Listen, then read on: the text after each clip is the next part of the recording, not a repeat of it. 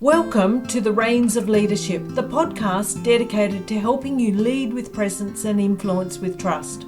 I'm your host, Marinda Smith, business leadership strategist, sharing actionable insights on mindset, EQ, and energy uniquely illuminated by wisdom gained alongside my equine partners. Hello and welcome to The Reins of Leadership. Today we have Shae Noble joining us. Now, Shae is a business leader of over 15 years, and she comes to share her story of how horses have helped her through the times of need. Welcome, Shae. Hi, thank you so much, Miranda. It's a pleasure to be here today. Absolute pleasure to have you on board. And I want to start with your story of when you were growing up and you had horses there. So if we can start there and then we'll move through to you've got an exciting story to share. Yes, so I was first introduced to horses by my grandparents. My one grandpa had horses on his cattle farm, and my other grandpa was a forest ranger who his job was to, fight fires, and he would always have his horse and, go in the backwoods and things like that. Yeah, so my one grandpa would visit in the summers, and he would always have just a ton of horses, and we would just be basically thrown on them, whether they were, trained or not. And by the end of the summer, I'd have a favorite horse, and I found that my favorite horse was always gone the next year. And I realized my grandpa was flipping them, like he was having us train them and then he'd sell them. And but anyway, just a lot of really great memories on horses, and a lot of adventures and also near misses as well. But yeah, so then I got yeah, I just loved my time with horses growing up. What a great experience. And I'm sure many of us have those experiences of just being thrown on a horse and learning as you go. Yeah, you must have been good at what you were doing because if your grandpa was flipping them, as you say, then you're obviously instilling some great qualities into those horses. And so often as we get older, though, life gets in its way and the horses go by the wayside. And so, what happened with you? Yeah, so for me, I mean, what you mentioned about, I realized I was really good with the challenging horses, Mm. because I was just sometimes looking back now, overly patient. But I learned really quickly like the right amount of pressure and boundaries, just kind of that quiet horse whisperer leadership, from a young age. And then, yeah, I didn't really have horses at all in my life. I always wanted one, but it was until I was older, probably 30s, that I started realizing I was actually in a therapy session. I worked in HR, and I was going through kind of a challenging breakup, and I was in I think it was my therapist had recommended a group session. So I went to this group session, and it was a meditation, one of my first. And when we closed our eyes, she had us, say out loud our feeling. And I just said, I'm tired. Mm. And I was surprised. I surprised myself with that. And the next meditation we did was about going to your safe place. And for me, it was cantering across the fields with the mountains in the background. And I said, I have to get horses in my life again. And it happened to be that an HR friend of mine had basically gone through divorce and went from having this amazing career to like living in her horse trailer and getting a horse. And I said, how did you do that? Because I found out she had no horse experience at all. And it was within like a period of 6 months that she had this huge transition. So I said, what? Like, how did you get into horses so fast and like, kind of so quick, so frivolously changing your lifestyle? And she said, well, here's a Facebook group. So I joined that, and I just found, one person after the next that would let me work with their horse, or even just have exposure. And yeah, it just really, doing several different free leases or helping people out with their horses, I just found that people really embraced and wanted to share that. So for about 6 years, I did that. And then I built up to where I could, attend a horse class, and got to where I ended up rescuing 4 different horses. And really, they saved me at a time when I hadn't really been investing in myself. I've been giving so much to others in my career and my family, and just really like reconnecting with horses was so powerful for me. And still, to this day, I even though I don't own a horse anymore, it's just really influenced who I have become and how I lead. And I'm interested to know about the messages that the horses shared with you. And you talked about that being that calm presence earlier on, when you were with your grandpa's horses. Hmm. And I'm interested to know more about that. Can you share more about how you found that presence and just how being with the horses for the 6 years when you're working with others' horses, Hmm. how they helped you through that Yeah. experience, that troubled time of your life? Yeah, what was so interesting was the different kind of the wave of the roller coaster of emotions and situations that I went through in that period. I remember there was one particularly difficult time when I was really facing some challenges in my personal life, and I was out with the horses by myself. Basically, I just remember I was grooming the horse, and I was just telling the horse, it's all going to be okay. It's all going to be okay. And then I realized I just got more and more emotional. And Mm, I realized I was telling that to myself more so than the horse. It was almost like the horse was telling me, you're right, it is going to be okay. And mm, I just remember I realized in that moment I was afraid because I was alone with the horse. And I was kind of realizing the ways that horses sometimes have not been a safe place for me. And kind of going back to my grandpa, the experiences with my grandpas or with my uncles, they would be some of my grandpa was very sweet with horses, but and they loved him. But my uncles would sometimes use the horses as tools, mhm. and they would, I would want to protect. I realize now I would want to protect them as a young child, and I was unable to.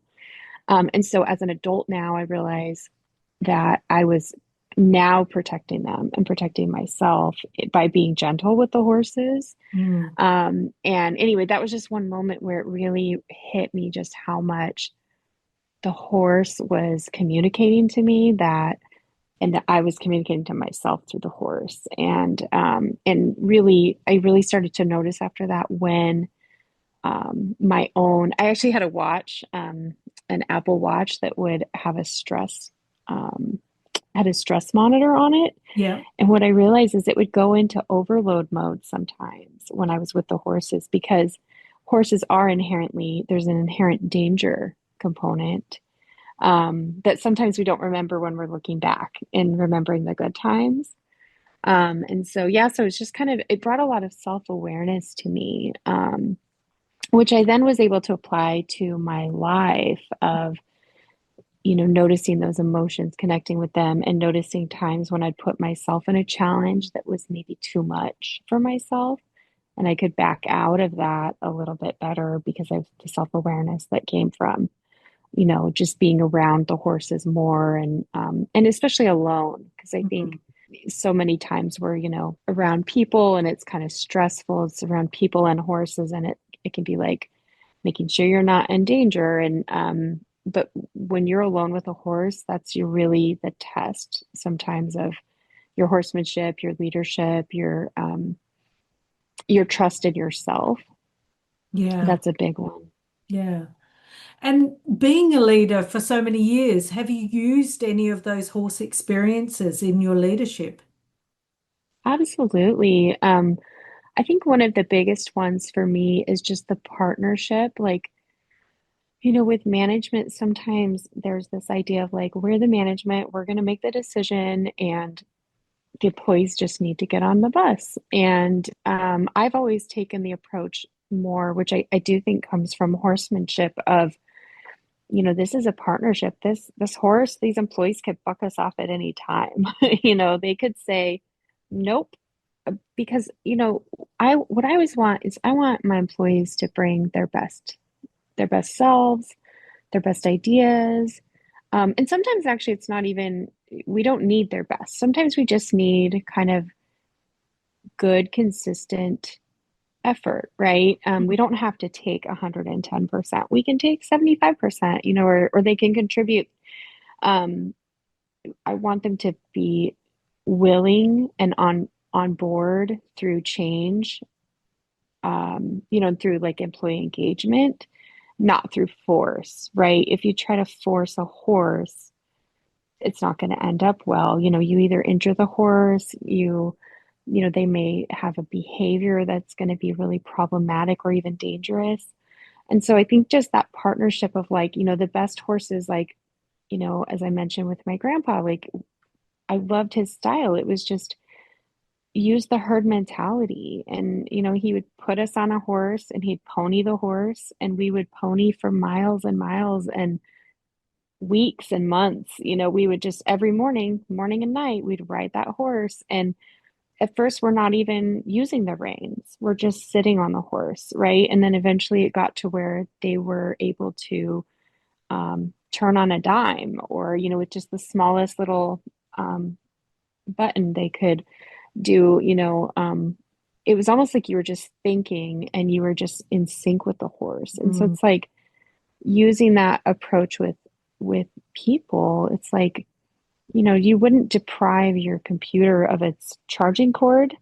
So mm. why would you deprive your people of things that they need on a basic human level to be their best at work? So yeah, it's definitely influenced my approach and my understanding too of like, if kind of from a Maslow's hierarchy of needs, if you don't have those basic safety, even psychological safety as a foundation, you're never going to get to where people want to stay in your company. And people do have choices to move on. And so you have to make it kind of fun and enjoyable to be at work. I can see why you're in HR. And it's so beautiful. You speak my language totally. When you were speaking about force, I saw the big bits and the big spurs that in America is often used, and then that leader, that big leader in a company that's coming down and saying you must do this. And so that was my image as you were speaking there. And you're so right. That's not what we're looking for. It's that relationship, that connection that we have together to work together. And when you've got that right with a horse and with your team, it's just beautiful. It's magical. hmm Well, Yeah. it's so interesting. When I got back into horses, what I learned about was more I actually learned how to lunge a horse for the first time. Ah, wow. And there was a horse I was looking at, and the owner showed me, and that horse knew so well. You could just move with a finger, and it was not even just your finger, it was even leaning forward. That Mm, horse would move back feet away from you mm, or move forward. And so your body language was so important.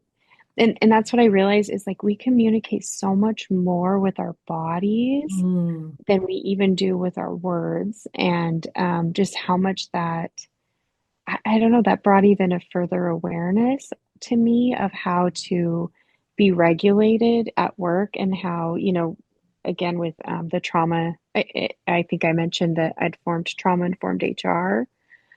Because if we're not regulated and we're trying to have an employee meeting or we're trying to lead or share something with our team, like nobody's going to really get anywhere because your nervous system isn't settled. It's not going to register, or it's going to be an inauthentic change that's not going to stick. And so, yeah, it was just really interesting learning that with the horses and then being able to apply that into kind of even just how I parent, how I lead my own family.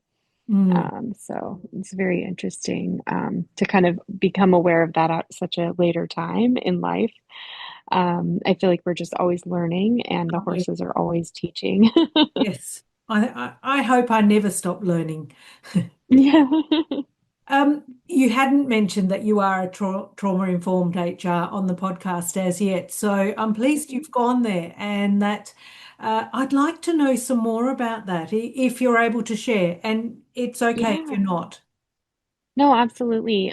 So I was working in a treatment center for youth that were um, dependent on chemicals, drugs or otherwise. And I was implementing trauma-informed care into that facility when I came back from the training and I open up the binder and I look and I'm looking for guidance for my team. And I noticed that there's no guidance for the HR team on how to be trauma informed.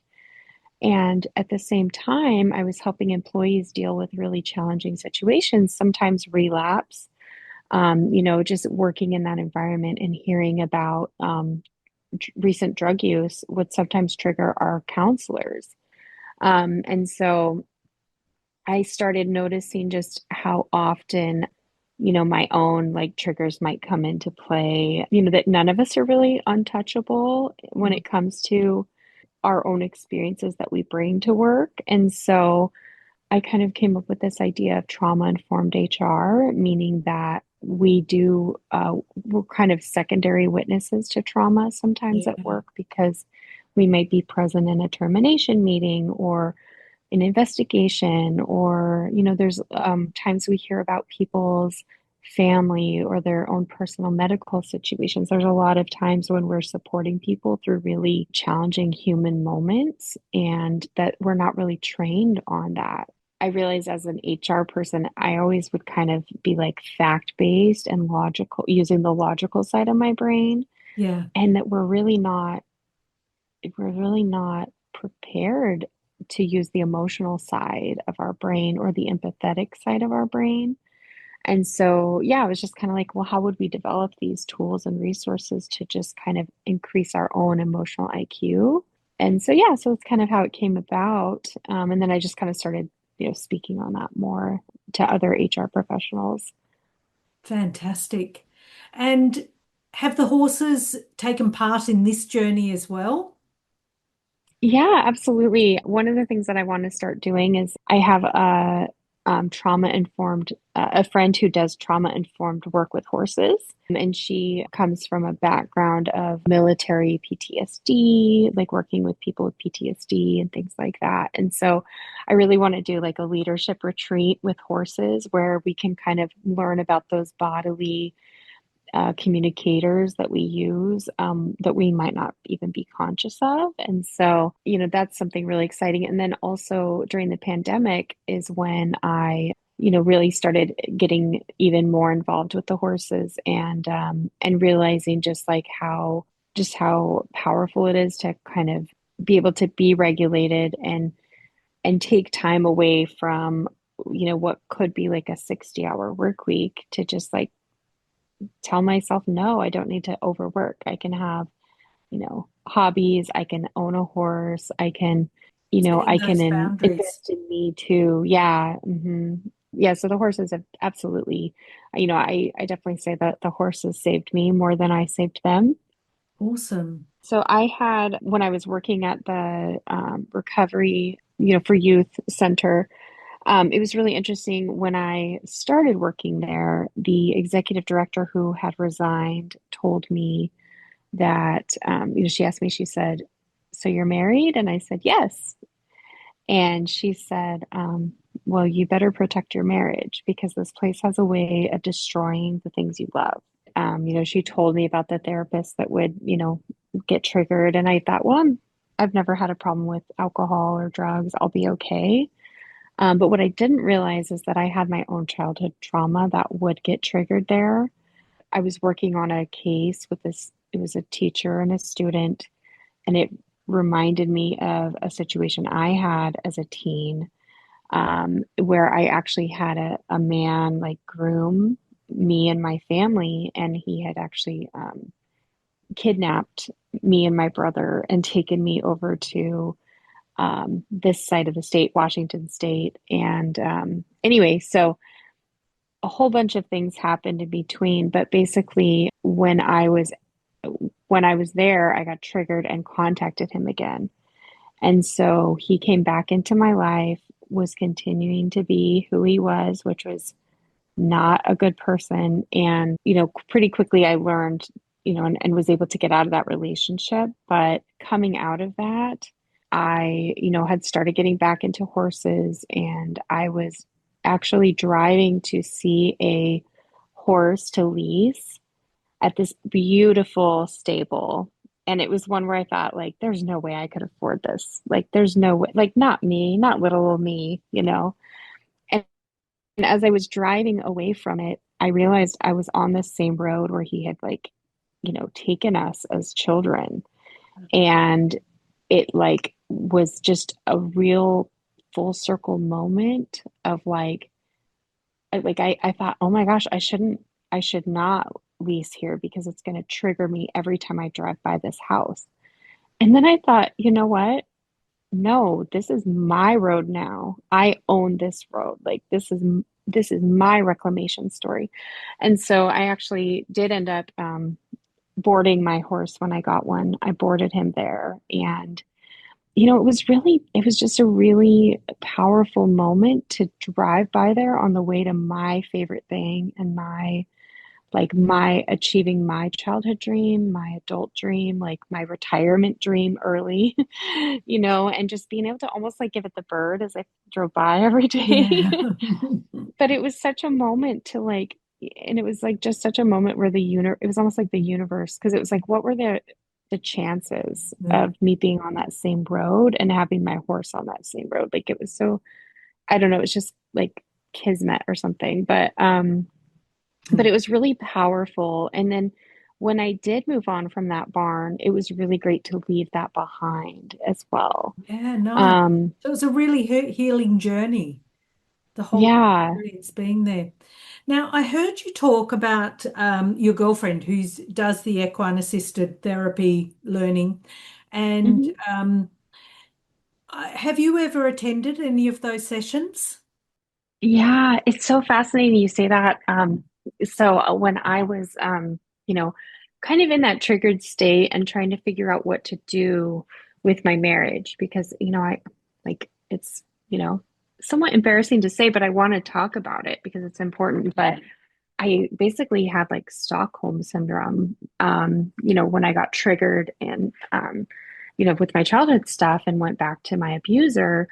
I went through horse therapy with my ex-husband, and it was so fascinating because we did this horse therapy and we went to one session, and my friend that had told me about it said that she knew a lot of couples, and the horse therapist had told her that, a lot of times the horses know so much or reveal so much in one session that it's just almost like too much and people don't come back.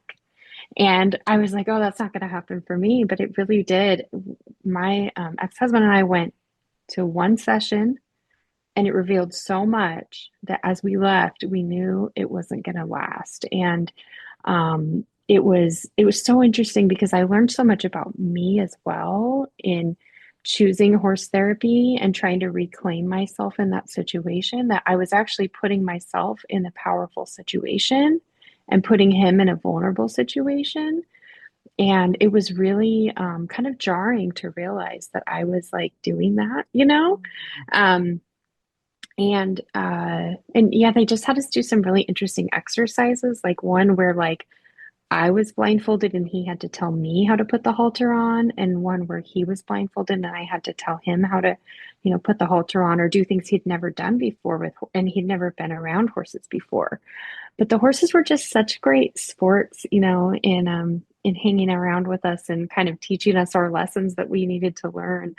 And so, yeah, I think back to that and I just think, man, that was such a pivotal moment, just in kind of self-discovery and in kind of evaluating our relationship and where it needed to go next. Yeah, beautiful.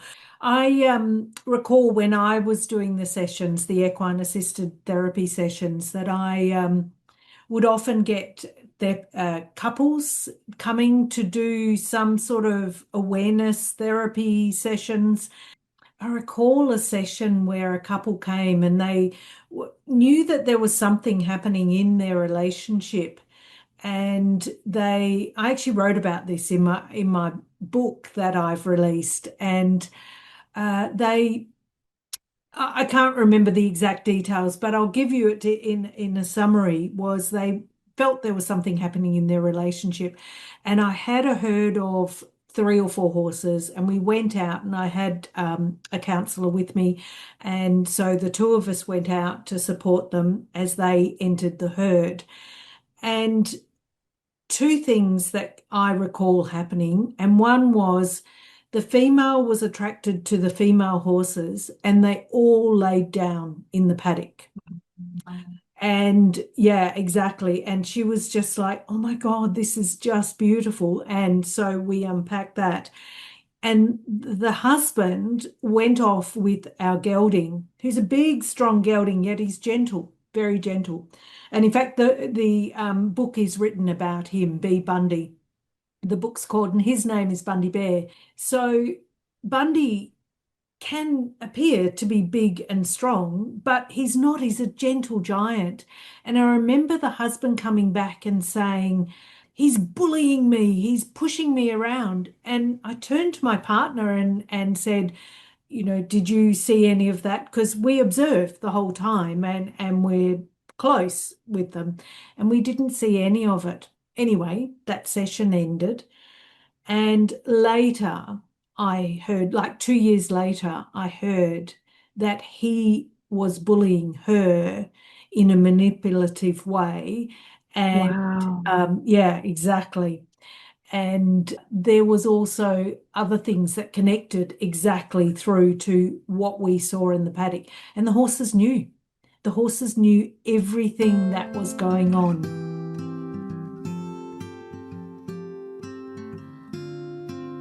What beautiful stories you bring to confirm from the other side of the world just the power the horses have in self-awareness and leadership and even relationship.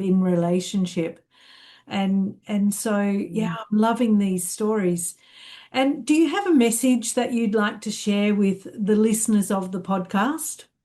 Yeah, just kind of I guess in closing, as we're talking about this, and what it's bringing up for me is, just the different styles and the different perspectives that everybody brings. And I think about how the different philosophies people use with horses to get them to be, domesticated or safe or, rideable or enjoying being around people. And I think about the people that think that you have to break a horse. Mm, And, that's kind of what I grew up with a little bit is that, people would, really kind of force the horse to do what they wanted. And then I think about what I've learned now, which is like, I just saw this little baby horse that I saw when he was brand new, and now he's almost 4 years old. And I saw him on Sunday, and he's just a gentle giant. And my friend that helped me rescue the horses, she just has such a great way with them, but they never have to be broken. mm,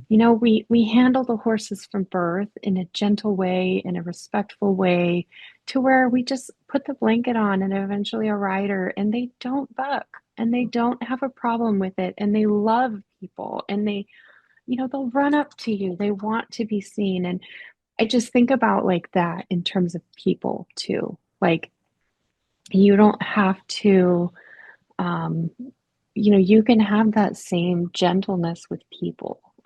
You don't have to have this authoritarian or this commanding spirit about you. You can have that gentle, quiet leadership and have such an amazing impact. And and you can make your own flavor of leadership. mm. But that's just what I think about. It's like all of us have our story. We all have our way of doing things, and there's a lot to learn from horses, and there's a lot to learn about ourselves from horses. Absolutely. Oh my God, Shae, this has been a beautiful conversation, and I really appreciate you coming on board today and sharing your insights with us. Yes, thank you so much for having me, Miranda. I can't wait to hear more about your new guests and your experiences with horses and read your book as well. Oh, thank you. And so the book is B. Bundy, The Horse is My Teacher. I try to upload a podcast a week, so I can't wait to hear your comments and thoughts and ideas. And maybe we'll have you on again. I would love that. Thank you. Thanks, Shae. Thank you. Oh, how incredible is Shae? I loved hearing her wisdom, her honesty, and the way horses have walked beside her through such profound healing and growth in her life. What a beautiful reminder of the power of presence, partnership, and leadership from the inside out. As always, I love to hear your comments. Connect with me on Instagram. I am Miranda Smith. Until next time.